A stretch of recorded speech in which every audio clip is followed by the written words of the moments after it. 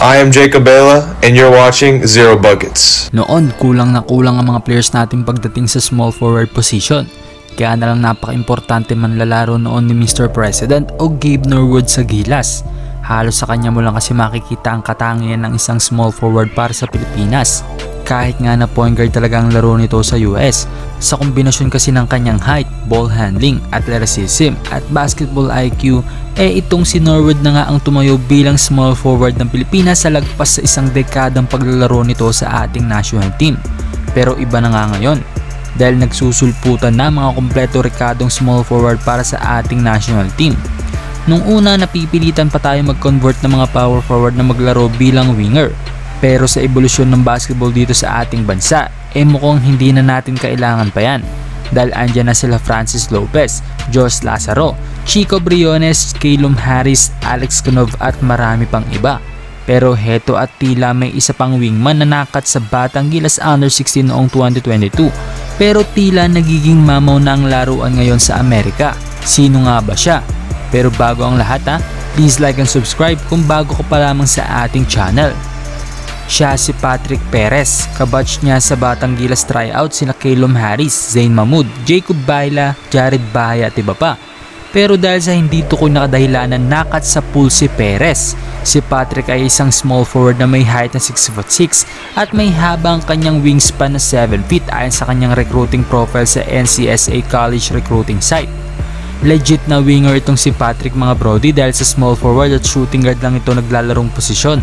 Naglalaro si Patrick sa Game Point Basketball Club sa San Diego, isang top high school club team sa San Diego. Isa siyang starter small forward sa kanyang team at nag-average lang naman siya ng 25 points kada laro. Isa din si Patrick sa mga stat leaders sa San Diego at California. Kung pagbabasihan naman natin ang highlights ni Patrick, isa siyang two-way player. He can pull the trigger sa 3-point area mapa-catch and shoot man yan o hindi. Decent finisher, may maayos na court vision at higit sa lahat impressive defender itong si Perez. Dahil sa haba ng wingspan niya na 7 feet, nagagawa niya maka-intercept ng pasa at bumulangka ng mga tira kahit galing pa siya sa ibang depensa. Kaya hindi ko lubos maisip ang dahilan kung papaano nakatang ganitong uri ng player sa Batang Gilas Under 16. Though heto lang yung nakikita kong tatlong rason kung papaano hindi nakapasok sa final lineup si Patrick Perez sa Batang Gilas Under 16. Una, madami siyang kaposisyon, Jacob Baila, Jaden Jones, Calum Harris at si Basti Reyes. Pangalawa, hindi pa siya ganyan maglaro gaya ng napapanood nyo. Siguro nito na lang siya nag-improve at hindi pa niya naipakita yan sa tryout. Pangatlo, may pinaburan. Dahil para sa akin, kahit marami tayong nabanggit na kaposisyon niya sa lineup, yung iba doon ay napilitan naman maglaro bilang bigman katulad ni Basti, Canov, lalo na si Harris. Kaya kung nakapasok lang sana si Perez sa final lineup, di sana nakakapagpalitan sila sa pagiging sentro at forward dahil mas madami silang 6'5 to 6'7 ang height. Pero anyway, tapos na tayo dyan. Andito na tayo sa kasalukuyan kung saan nakikita natin may potential talaga yung bata. Sa ngayon, wala pa akong makalap na impormasyon kung saan siya maglalaro sa college level. Kaya sana ay magtuloy-tuloy ang improvement niya at kung mas maganda ay tumakat pa siya hanggang 6'8", diba?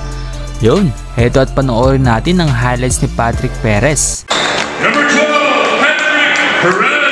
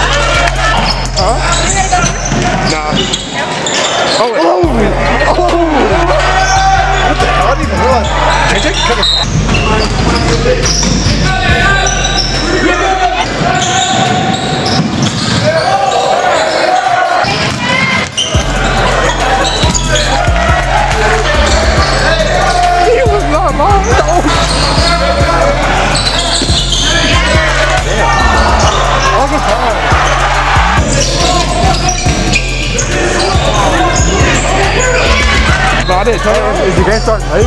Nah, nigga, got